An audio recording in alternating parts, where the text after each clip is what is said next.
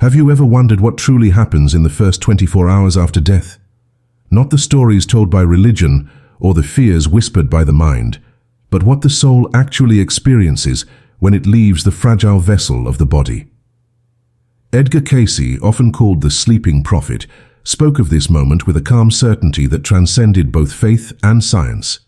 To him, death was not an end but an awakening, a return to a light we had always belonged to.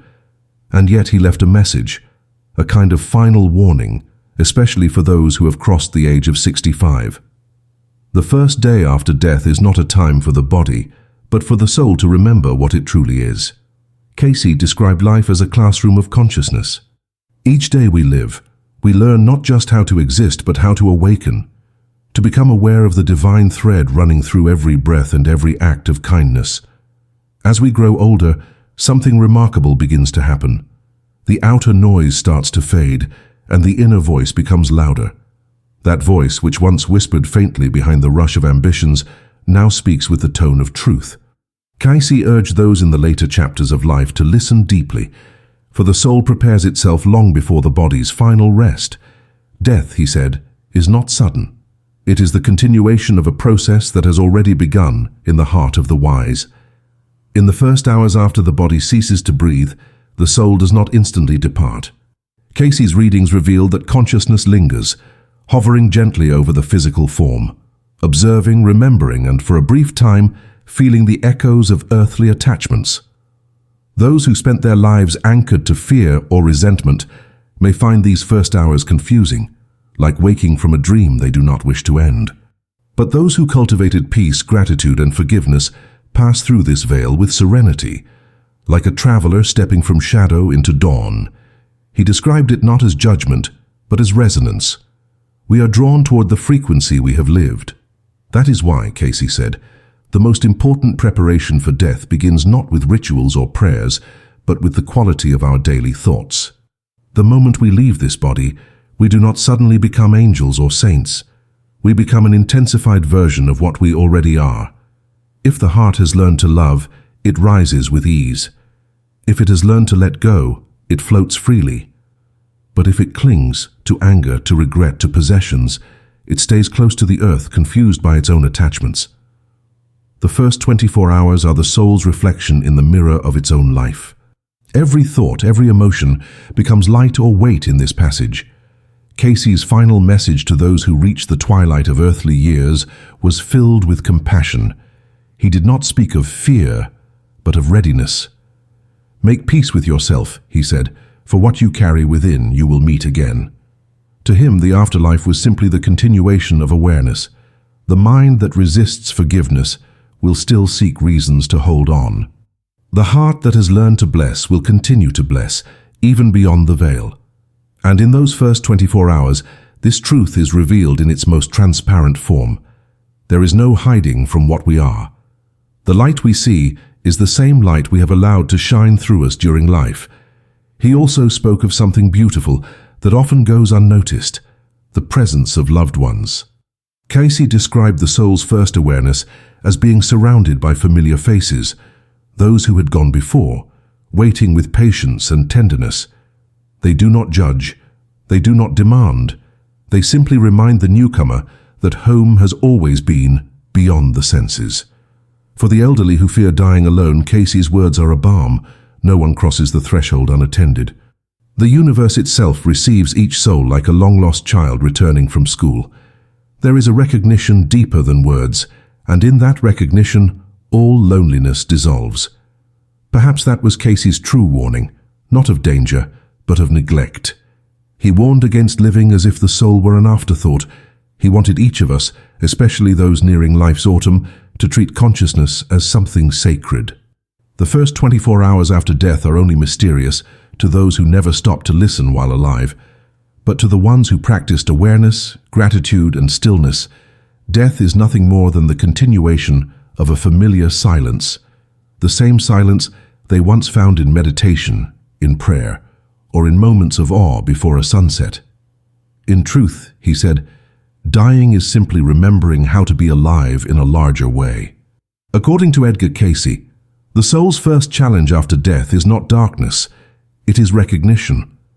In those delicate moments when the heart has stopped but awareness continues, the spirit must remember that it is no longer confined to flesh. Yet this remembrance is not immediate. Many souls, Cayce explained, hover in a state of gentle confusion, still attached to the rhythm of their last breath, still drawn to the echoes of familiar rooms, the scent of a loved one's hand. It is a tender threshold, a borderland between two worlds.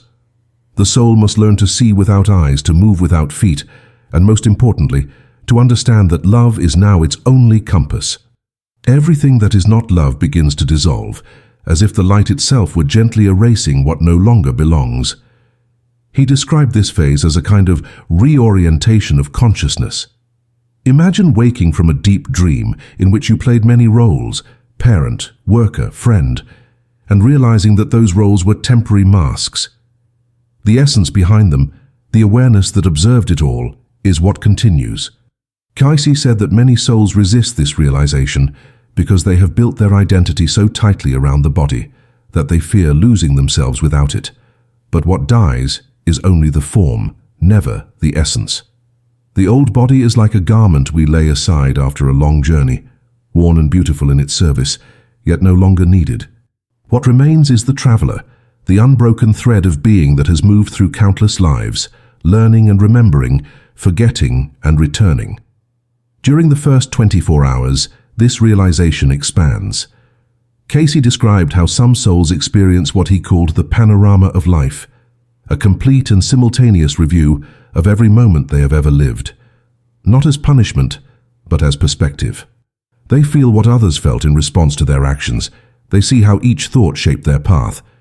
It is not God who judges, Cayce said, but consciousness itself, awakening to its own truth. The judgment is illumination. The soul does not suffer because it is condemned. It suffers only when it sees how much love it could have shared, but withheld. And in that realization, compassion begins to blossom. This is the cleansing fire of the first hours, not wrath but understanding. For those who have reached their later years with open hearts, this transition is radiant. Cayce spoke of elders who spent their final days in quiet acceptance, speaking softly to those they loved, forgiving, letting go. For them, the first 24 hours after death unfold like a sunrise over calm waters. They feel lightness, curiosity, even joy. They are met not by angels with trumpets, but by the warmth of familiar souls, guiding them with gentle thoughts rather than words. The vibration of love is their language now, and it is universal. Each soul is welcomed not by judgment, but by recognition. You have come home. Rest for a while. You have remembered who you are. Cayce's teachings also carried a profound reminder for the living, especially those beyond 65. He urged people not to wait for death to begin this awakening. You do not have to die to begin seeing, he said. You must only learn to see differently. The veil between life and death is thinner for those who have lived consciously because they have already practiced crossing it in moments of stillness. Every time we forgive, we die a little to our old self. Every time we love without expecting return, we touch eternity. So when the physical body finally releases us, the path ahead is already familiar. We have walked it in dreams, in meditation, in silent gratitude for the beauty that still blooms amid impermanence. He warned, however, that modern life has made this practice rare. We spend so much time fearing death that we forget to prepare for it, not through rituals of fear, but through habits of awareness. Cayce compared the mind to a room filled with mirrors. When one lives without reflection, the mirrors remain dusty, and the light of the soul cannot pass through. But when we live in gratitude, compassion, and service, the mirrors are cleaned. So, at the moment of death, when the light expands, it finds no obstruction. It fills the room completely. This is why he spoke so gently to older souls. Clean your mirrors while you can still breathe, he said. You are not getting closer to the end, but closer to remembrance. And so, the first 24 hours after death are not a passage into the unknown, but a continuation of the very same inner work we neglect or embrace while alive. The only difference is that now the illusions fall away. The masks are gone. What remains is the naked soul, radiant and unafraid, learning once again to navigate by the stars of its own truth. Cayce's voice, echoing across decades, still asks the living, "What light are you cultivating today, so that when the body sleeps its final sleep, the soul may awaken without fear? For in the end, death does not transform us, it only reveals us." And the first day beyond this life is not a beginning or an end, but the quiet unfolding of everything we have ever been. In Edgar Cayce's vision, the realm we enter after death is not a distant paradise, but a reflection of our inner state. The soul does not travel upward or downward in a physical sense. It expands into the vibration that matches its consciousness. Those first 24 hours are simply the unfolding of that resonance. Cayce often described the afterlife as layered fields of awareness, each one more luminous, more subtle, more transparent to thought. We move through these layers not by distance, but by frequency. A soul steeped in anger finds itself in a grey, heavy vibration, surrounded by others who share that same dissonance. A soul that cultivated joy and kindness perceives a world of light so pure that time itself dissolves. Death, then, is not a relocation. It is a revelation of where we have already been living internally all along. For this reason, Cayce emphasized that spiritual preparation was not about memorizing doctrines or performing sacred rituals. It was about tuning the inner instrument of consciousness to harmony. He compared the soul to a musical note. When it vibrates in love, it automatically aligns with the great symphony of creation. In those first hours beyond the veil, the dissonant notes fade away, leaving only what is true. He said that many people misunderstand judgment as an external decree, some great being measuring our worth. But the universe does not judge, it harmonizes. The only question that matters is how well have we learned to love. Everything else, the wealth, the achievements, even the memories, becomes background noise to that one essential melody. For souls who resisted love, the first day after death can feel disorienting. Cayce described them as wandering in a twilight of their own making, drawn back toward the familiar vibrations of fear or pride. They may not even realize they have died. They see the world, but the world does not see them. They call to loved ones, but the words are swallowed by silence. This is why, he said, the prayers of the living matter so deeply, not because they pull the soul back, but because they radiate light into its confusion. A sincere thought of love from those still on earth becomes like a lantern in that subtle darkness. Every prayer, he said, is a bridge between worlds, and in that light even the most lost spirit begins to remember its way home. Cayce's words were never meant to frighten, but to awaken compassion for both the living and the departed. He taught that we are not separate from those who have passed on. The boundary is not a wall, but a veil of perception. The love we send, the forgiveness we offer, the peace we hold within ourselves, all of it reaches beyond death's horizon. This understanding changes how we live. If our every thought echoes in eternity, then kindness becomes not just a virtue, but an act of cosmic coherence. The elderly, he said, hold a sacred advantage here. They have seen enough of life to understand what truly endures. In their wisdom lies the opportunity to die consciously, not in fear but in grace, with the soul already attuned to peace. He urged his followers to approach aging as a sacred preparation, not a decline. Do not mourn the body's fading, he said, for it is only the chrysalis. The butterfly is already within you.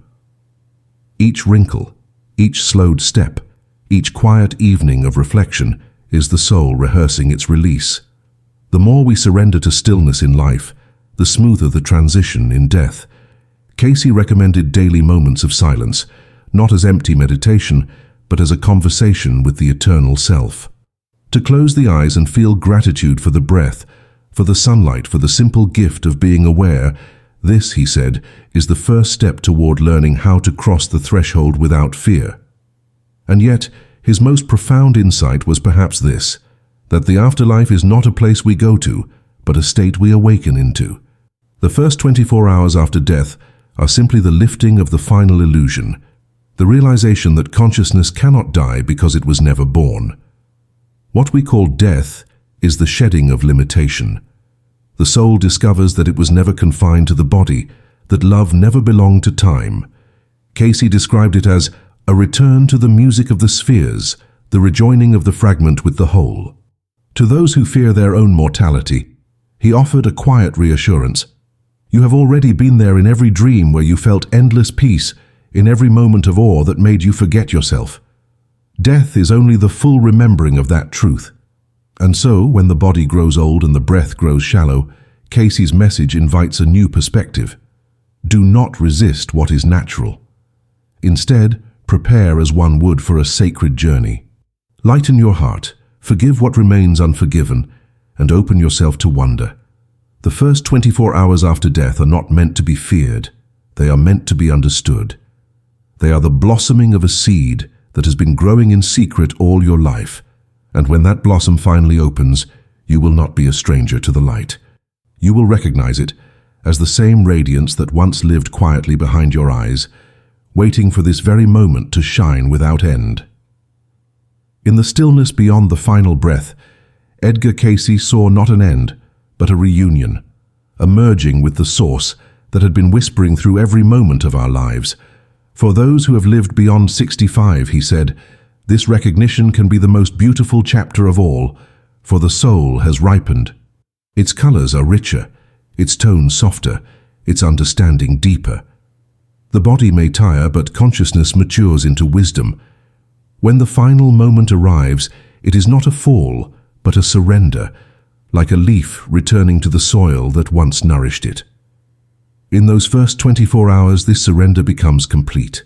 Every resistance melts, and what remains is pure awareness, weightless, luminous, and free. Cayce often spoke of this release as the homecoming. He said that souls who have lived with kindness find themselves greeted by familiar presences, parents, friends, even those they once wronged, but who have long forgiven. The reunion is not in words, but in recognition, an exchange of light that says, you have remembered. This, Cayce explained, is the true heaven, not a kingdom beyond the clouds, but the reawakening to unity. Here time no longer measures experience. Everything happens in the rhythm of love. The soul rests in the memory of its own divinity, aware that every lesson of pain, every trial of loss, was only a temporary disguise for grace. He reminded us that the first day after death is also a time of orientation. The soul is shown what it has created, its life not judged but illuminated.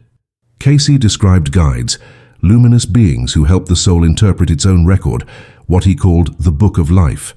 It is not a literal book, but a living vibration, a mirror of every thought, word, and deed. To read it is to remember fully. For some, this remembrance brings tears of awe, for others quiet laughter at how fiercely they once clung to illusions.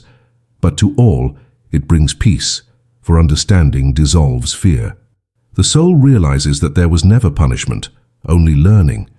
The universe, Cayce said, is not a courtroom, it is a school, and every lifetime is a lesson in love. He urged those still alive to prepare for this review, not with fear, but with honesty. Examine your heart each night, he said, as you would at the end of a long day. Ask not what others have done to you, but what you have learned from what was given. For in truth, this nightly reflection is a rehearsal for the afterlife's illumination. When we learn to meet our own consciousness with gentleness, the transition becomes seamless. Death then ceases to be an interruption. It becomes a continuation, a widening of the circle of awareness. The same inner peace we cultivate in life becomes the light that guides us through the first hours beyond it. Nothing foreign awaits us there, only ourselves seen clearly for the first time. Perhaps this is why Cayce's final message was not about death at all, but about living with death as a teacher. He believed that to meditate on mortality was not morbid, but sacred. To remember that we will die is to remember that we are alive now, in this fleeting, precious moment. The elderly, he said, hold a hidden gift. They have begun to see the impermanence of everything, and through that seeing, they are closest to the truth. Do not fear the passing of time, Cayce said. It is not taking something from you. It is revealing what cannot be taken. To live with this awareness is to walk daily between two worlds, one foot in matter, one in eternity.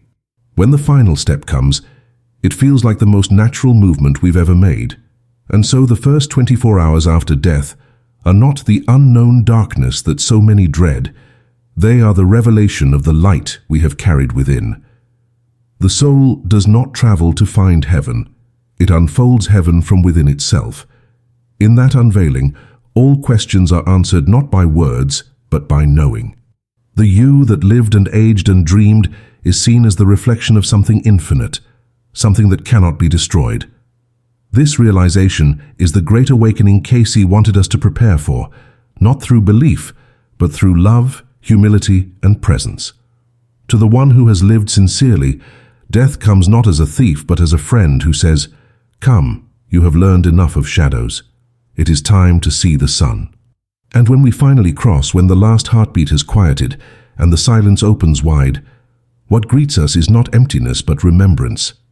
We will find that we were never alone. We will find that we never truly left.